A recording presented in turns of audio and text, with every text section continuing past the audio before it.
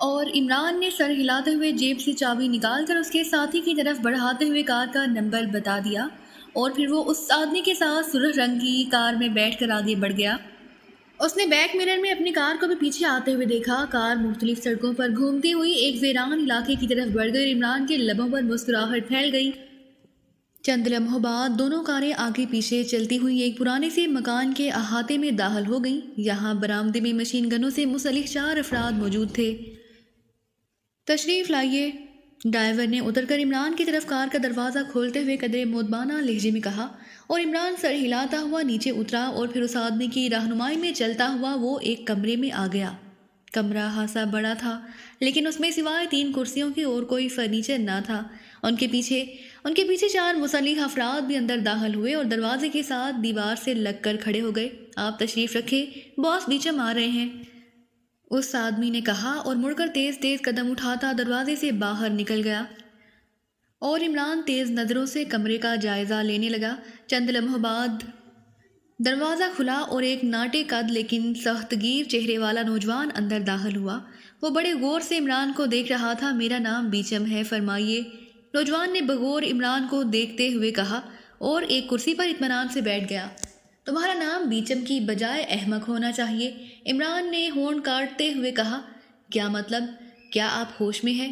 بیچم یکلخت اچھل کر بولا اور اس کے چہرے پر غصے کے آثار نمایاں ہو گئے تھے۔ میرا خیال ہے تم ہوش میں نہیں ہو۔ جب میں نے تمہیں بتا دیا ہے کہ اٹ از ٹاپ سیکرٹ تو تم ان آدمیوں کو یہاں کھڑے کر کے کہہ رہے ہو کہ فرمائیے۔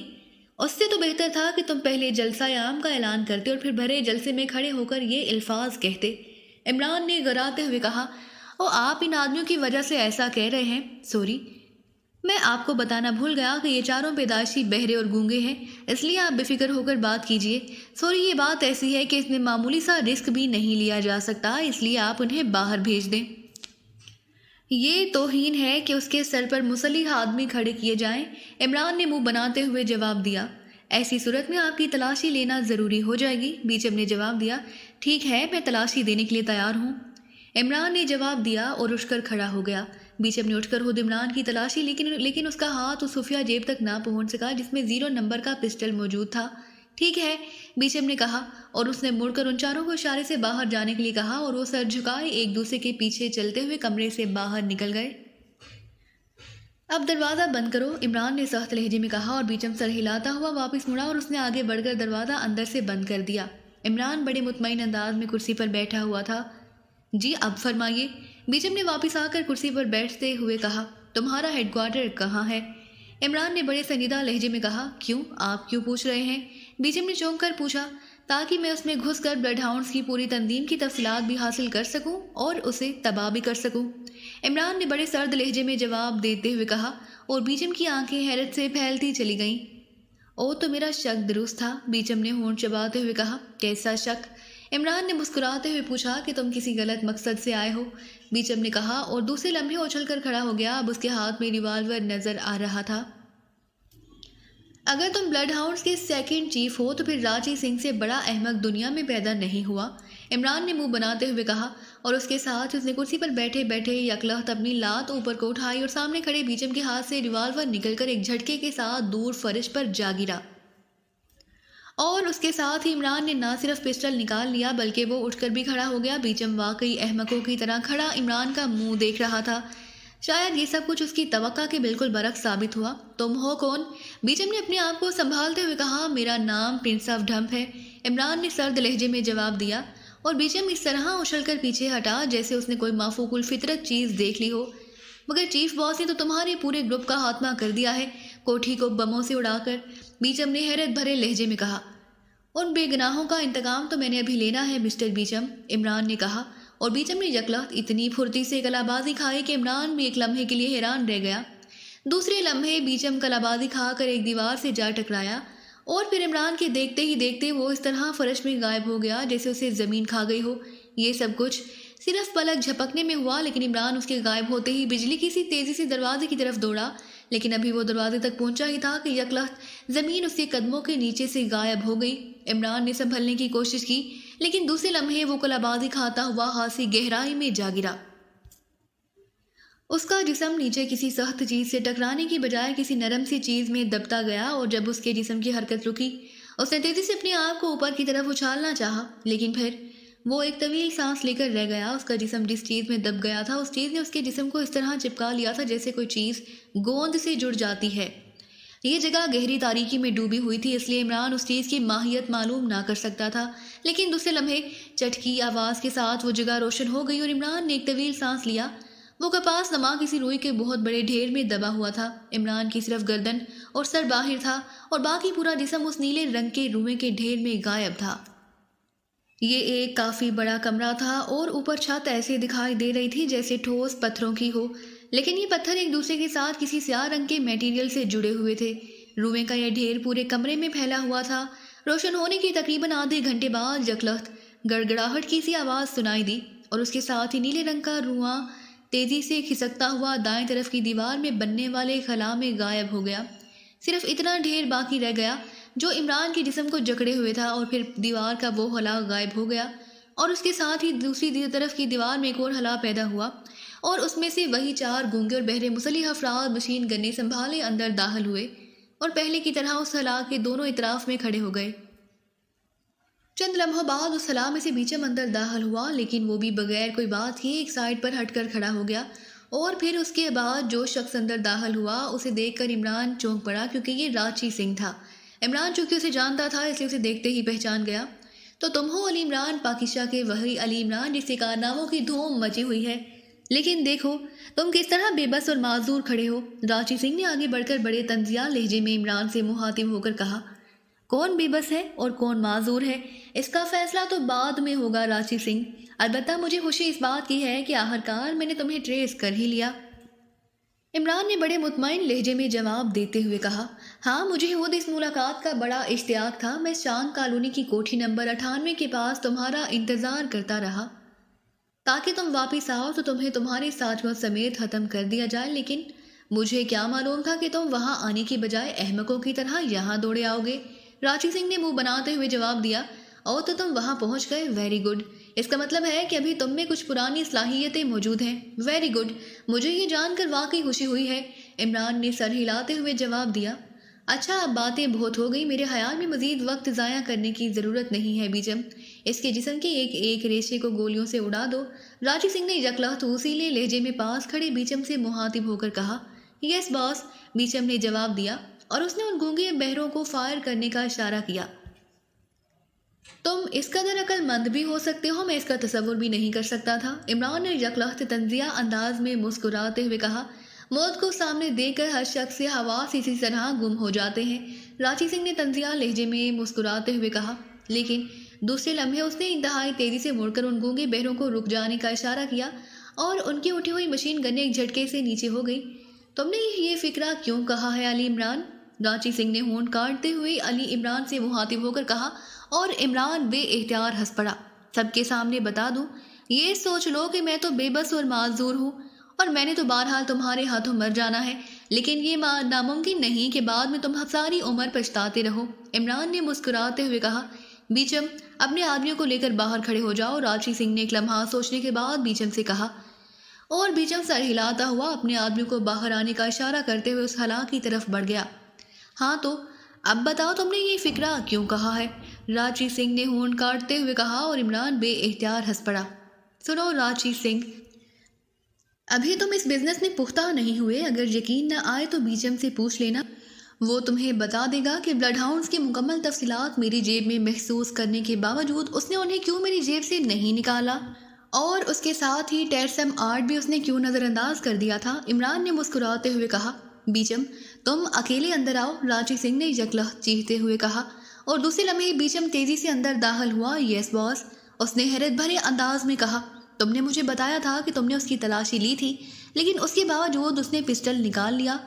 راچی سنگھ نے ہونٹ کاٹتے ہوئے کہا، یس باس، حالانکہ میں نے اس کی مکمل تلاشی لی تھی، لیکن نہ جانے وہ پسٹل اس نے کہاں سے نکال لیا تھا۔ بیچم نے جواب دیا، تم نے اس کے جیب میں کاغذات بھی دیکھے تھے اور ٹیرسم آرٹ بھی۔ کیوں؟ راچی سنگھ نے کرخت لہجے میں کہا، کاغذات؟ یس سر، میں نے محسوس کیا تھا کہ کاغذات ہیں، لیکن اس وقت چونکہ میں صرف اسلحے کے بارے میں سوچ رہا تھا اس لیے میں نے ان کاغذات کو باہر نکال کر نہیں دیکھا تھا، بیچم نے جواب دیا۔ تم احمق ہو بیچم، یہ دنیا کا شاطر ترین انسان ہے اور اس کے پاس بلڈ ہاؤنڈز کی پوری تفصیلات موجود ہیں۔ اگر صرف کاغذات ہوتے تب تو کوئی بات نہ تھی، لیکن اس کے پاس ٹیرسا مارڈ ہے، اور تم جانتے ہو کہ ٹیرسا مارڈ کس قدر خوفناک ہے۔ اس کے پھٹتے ہی یہ پوری بلڈنگ ہمارے ساتھ ہی فضا میں غائب ہو جاتی، راجی سنگھ نے کہا۔ باس، ٹیرسا مارڈ کی موجودگی تو میں نے محسوس نہیں کی تھی، بیچم نے جواب دیتے ہوئے کہا۔ تمہیں تو پسٹل بھی محسوس نہیں ہو رہا تھا، حالانکہ وہ ٹیرسا مارڈ سے کہیں بڑا ہوتا ہے، عمران نے طنزیہ لہجے میں کہا۔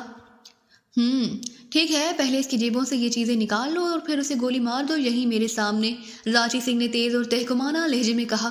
یس باس، بیچم نے کہا اور مڑ کر تیزی سے اس خلا میں سے باہر نکل گیا۔ چند لمحوں بعد وہ واپس آیا تو اس کے ہاتھ میں ایک بڑی سی سپرے گن تھی اور اس کے پیچھے وہ 4 مشین گنوں سے مسلح افراد بھی اندر آ گئے تھے اور وہ سامنے آ کر اکٹھے کھڑے ہو گئے۔ اس کے ہاتھ میں وہ پسٹل تو نہیں ہے؟ راجی سنگھ نے پوچھا۔ نو سر، وہ تو اس کمرے میں گیا ہی نہیں، بلکہ وہ تو اسی کمرے میں گر گیا تھا، بیچم نے جواب دیا۔ ٹھیک ہے، سپرے کرو، راجی سنگھ نے کہا اور جیب سے ایک بھاری ریوالور نکال لیا۔ بیچم نے سپرے گن کی نال کا رخ عمران کی طرف کیا اور گن کا ٹریگر دبا دیا۔ گن میں سے سرخ رنگ کی گیس کی دھار سے نکل کر عمران کے جسم کے گرد موجود نیلے رنگ کے روئیں پر پڑنے لگی۔ جہاں جہاں پر یہ گیس پڑتا جا رہا تھا، رواں تیزی سے غائب ہوتا جا رہا تھا اور چند لمحوں بعد ہی عمران کے جسم کے گرد موجود رواں مکمل طور پر غائب ہو گیا، اور اب اس نے محسوس کیا کہ اس کا جسم اب مکمل طور پر آزاد ہے۔ پسٹل واقعی اس کے ہاتھ سے اوپر والے کمرے سے گرتے ہوئے نکل چکا تھا، اس لیے وہ خالی ہاتھ کھڑا رہا۔ اب تم دیوار کی طرف منہ کر لو، راجی سنگھ نے تیز لہجے میں کہا، اور عمران نے اس بات میں سر ہلا دیا اور مڑنے لگا، لیکن مڑتے مڑتے یکلخت اس کا جسم بجلی کی سی تیزی سے اچھلا اور دوسرے لمحے راجی سنگھ چیختا ہوا اس کے ساتھ ہی اڑتا ہوا دیوار سے جا لگا۔ عمران کی پشت دیوار کے ساتھ تھی، جبکہ راجی سنگھ اس کے سینے سے لگا ہوا تھا، البتہ ریوالور اس کے ہاتھوں سے نکل چکا تھا۔ خبردار، سب اسلحہ گرا دو ورنہ میں اس کی گردن توڑ دوں گا، عمران نے غراتے ہوئے کہا، اور ساتھ ہی اس نے اپنے بازو جو کو راجی سنگھ کی گردن کے گرد حمائل تھا ایک زوردار جھٹکا دیا اور راجی سنگھ کے حلق سے بے اختیار کربناک چیخ نکل گئی۔ انہیں حکم دو راجی سنگھ، ورنہ۔ عمران نے ایک اور زوردار جھٹکا دیا تو راجی سنگھ نے بے اختیار چیختے ہوئے کہا، گرا دو، گرا دو۔ راجی سنگھ کی آواز میں ہرہراہٹ بھی شامل تھی۔ اس کا جسم جو عمران کے دوسرے بازو کی گرفت میں تھا ڈھیلا سا پڑ گیا، اور بیچم نے ان گونگوں کو اشارہ کیا اور انہوں نے سر ہلاتے ہوئے مشین گنیں نیچے گرا دیں۔ اب تم سب باہر چلے جاؤ، گھبراؤ نہیں، اگر تم نے میری ہدایت پر پورا عمل کیا تو راجی سنگھ کو کچھ نہیں ہوگا، ہم پرانے ساتھی ہیں، عمران نے تیز لہجے میں کہا، اور ساتھ ہی اس نے ایک بار پھر زوردار جھٹکا دیا اور راجی سنگھ کے حلق سے زوردار چیخ نکل گئی۔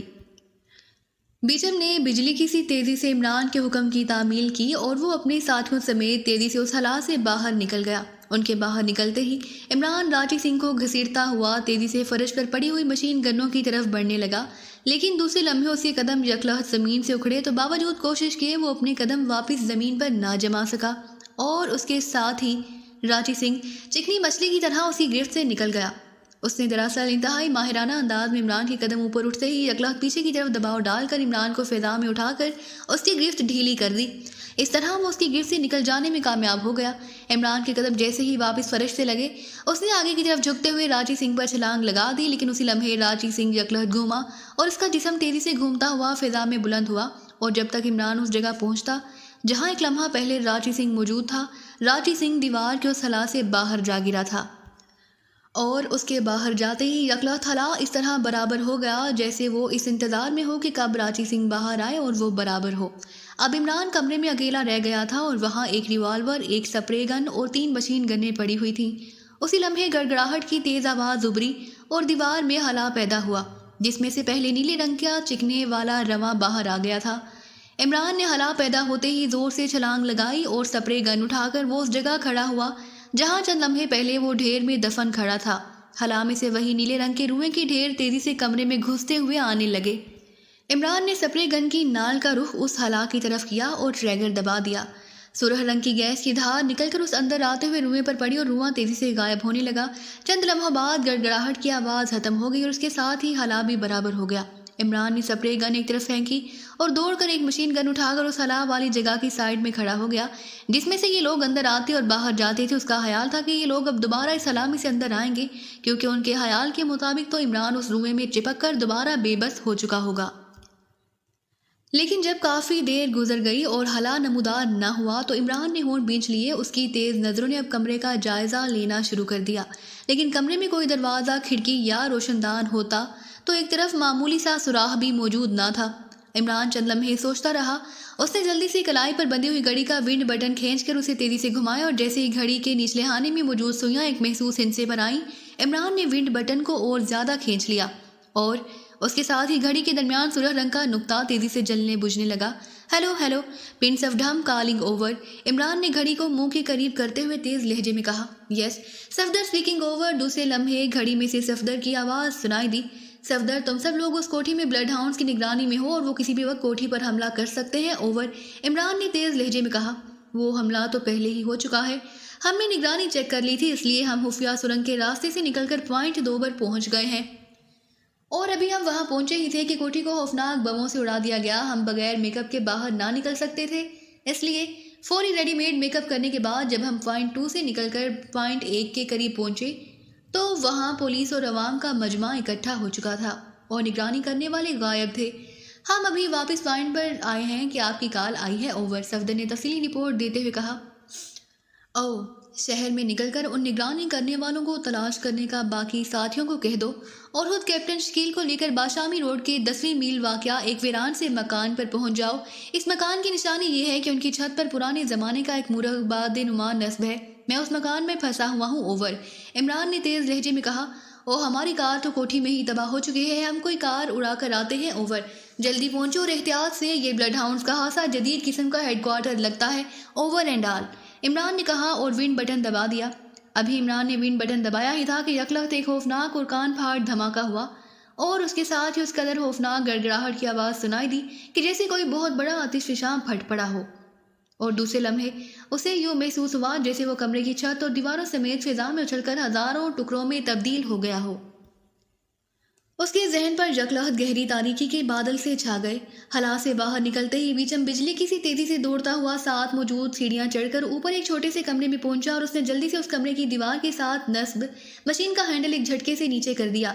मशीन पर लगी हुई स्क्रीन एक झमाके से रोशन हुई और उसी लम्हे बीचम ने सलामी सी रांची सिंह के जिस्म को उछलकर बाहर आते देखा तो बीचम का हाथ हरकत में आया और उसने एक बटन दबा दिया। उस बटन के दबते ही हला बराबर हो गया। हला बराबर होते ही बीचम के हाथ ने एक बार फिर हरकत की और उसने बैक वक्त 2 बटन दबा दिए और उसके साथ ही स्क्रीन पर कमरे में एक और हला नमूदार होता दिखाई दिया और नीले रंग का रवां तेजी से कमरे में दाखिल होने लगा। अरे मारना मत, उसके पास टेर समार है। रांची सिंह की चीखती हुई आवाज़ सुनाई दी। बॉस, मैंने उसे 05 में जगड़ने की कोशिश की है, लेकिन स्प्रे गन की वजह से वो 05 ही ख़त्म किए जा रहा है। बीचम ने घबराए हुए लहजे में कहा। ये बेहद खतरनाक आदमी है, उसे हर कीमत पर मरना है, लेकिन टेर से मार फट गया तो हम सब भी साथ ही ज़रों में तब्दील हो जाएंगे। तुम ऐसा करो कि फौरी तौर पर यहाँ से मुंतकिल होने के अहकामात दो और फिर यहाँ वायरलेस डायनामाइट लगा दो और पूरे पॉइंट को उड़ा दो। जल्दी करो, रांची सिंह ने चीखते हुए कहा। बॉस, मुंतकिली के लिए तो बहुत वक्त चाहिए, यहाँ काफ़ी मशीनरी मौजूद है। बीचम ने तज़बज़ब भरे लहजे में कहा। उड़ा दो, सब कुछ उड़ा दो, ये सब कुछ बाद में भी बन सकता है। रांची सिंह ने चीखते हुए कहा। तो फिर यही वक्त लगा देता हूँ, 10 मिनट काफ़ी हैं बॉस, बीचम ने कहा और रांची सिंह के सर हिलाते ही उसने जल्दी से एक नाव को घुमाकर डायल पर मौजूद सुइयों को हरकत देकर महसूस हिस्सों पर रोका और फिर कई मुख्तलिफ बटन दबाकर उसने नीचे लटके हुए हैंडल को आधा ऊपर उठा दिया। 10 मिनट बाद ये पूरा कमरा तबाह हो जाएगा, बीचम ने तेज़ लहजे में कहा। आधा हैंडल ऊपर उठने की वजह से स्क्रीन बुझ गई थी, लेकिन मशीन पर जलते बुझते छोटे छोटे बल्ब उसी तरह जल बुझ रहे थे। जल्दी निकालो सबको यहाँ से, फौरन जल्दी, रांची सिंह ने चीखते हुए कहा और खुद वो दौड़ता हुआ मुकाबिल के दरवाजे से बाहर निकल गया। बीचम उस दरवाजे की बजाय तेजी से दौड़ता हुआ वापिस सीढ़ियाँ उतरकर नीचे आया और उसने वहाँ अभी तक खामोश खड़े उन चारों गूंगों को इशारे से वापस बुलाया और वो सर हिलाते हुए उसके पीछे सीढ़ियाँ चढ़ते हुए उस मशीन वाले कमरे में आए और फिर बीचम समेत मुकाबिल के दरवाजे से निकलकर वो एक राहदारी में से होते हुए इमारत के सामने वाले रुख पर पहुंच गए। वहाँ इमरान की कार समेत 2 और कारें मौजूद थी। एक कार में रांची सिंह बैठ रहा था और फिर उन 5 की दूसरी कार तक पहुंचते उसने कार स्टार्ट कर दी। सुनो, यहाँ से निकलकर मेन हेडक्वार्टर पहुंचो और फिर वहाँ से उसकी लाश के टुकड़े इकट्ठे करने के लिए आदमी भेज देना। मैं जीरो हाउस जा रहा हूँ, रांची सिंह ने तेज लहजे में कहा।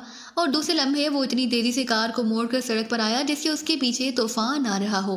बॉस, कुछ ज़रूरत से ज़्यादा ही घबरा गया है, बीचम ने कार की ड्राइविंग सीट वाला दरवाज़ा खोलते हुए बड़बड़ा कर कहा। और साथ ही उसने उन चारों को भी कार में बैठने का इशारा किया। और उनके बैठते ही उसने बिजली की सी तेज़ी से कार को सड़क की तरफ दौड़ाया और कार लेकर वो शहर की तरफ बढ़ने लगा। रांची सिंह की कार गायब हो चुकी थी, लेकिन बीचम ने काफ़ी फासले पर पहुंचकर कार एक साइड पर बने हुए दरख्तों के झुंड के नीचे रोकी और कलाई में मौजूद घड़ी पर वक्त देखने लगा। उसी लम्हे दूर से खौफनाक धमाके के बाद जोरदार गड़गड़ाहट की आवाज़ सुनाई दी। ये धमाका इस कदर शदीद था कि इतनी दूर मौजूद होने के बावजूद उन्हें ज़मीन लरसती हुई महसूस हुई थी। जब धमाके और गड़गड़ाहट की आवाज़ खत्म हो गई तो बीचम ने मुड़कर उन गूंगों को मखसूस इशारों में समझाना शुरू कर दिया कि वो वापस जाएं और तबाहशुदा पॉइंट में से इमरान की लाशों के टुकड़े उठाकर हेडक्वार्टर ले जाएं। गूंगों ने समझ लेने का इशारा किया और फिर तेज़ी से दरवाज़ा खोलकर नीचे उतर गए। बीचम ने कार स्टार्ट की और वो शहर की तरफ जाने वाली सड़क पर तेज़ी से आगे बढ़ने लगा, लेकिन ज़रा सा आगे जाकर उसने कार को एक साइड पर जाती हुई सड़क पर मोड़ दिया। कार उस सड़क पर दौड़ती हुई एक पहाड़ी सिलसिले के दामन में पहुंच गई। ये छोटी छोटी वीरान सी पहाड़ियाँ थी और उस पर कहीं भी जिंदगी के आसार नजर न आ रहे थे। अभी वो उसके दामन में पहुंचा ही था कि कार के ट्रांसमीटर से टू टू की आवाज़ें निकलने लगी। बीचम ने ब्रेक लगाई और कार को एक साइड पर रोककर उसने हाथ बढ़ाकर डैशबोर्ड के नीचे लगा हुआ एक बटन दबा दिया। Hello hello, blood hounds calling over. Button दबते ही रांची सिंह की तेज आवाज़ सुनाई दी। यस बॉस, बीचम बोल रहा हूँ, ओवर, बीचम ने जवाब दिया। बीचम, गजब हो गया, शांग कॉलोनी की जिस कोठी पर एक्शन ग्रुप ने हमला किया है वो हाल ही है। उसमें एक भी लाश नहीं मिली और उसका मतलब है कि वो लोग किसी खुफिया तरीके से पहले ही यहाँ से गायब हो चुके हैं। तुम सुनाओ, तुम्हारी टारगेट का क्या हुआ, ओवर, रांची सिंह ने तेज लहजे में पूछा।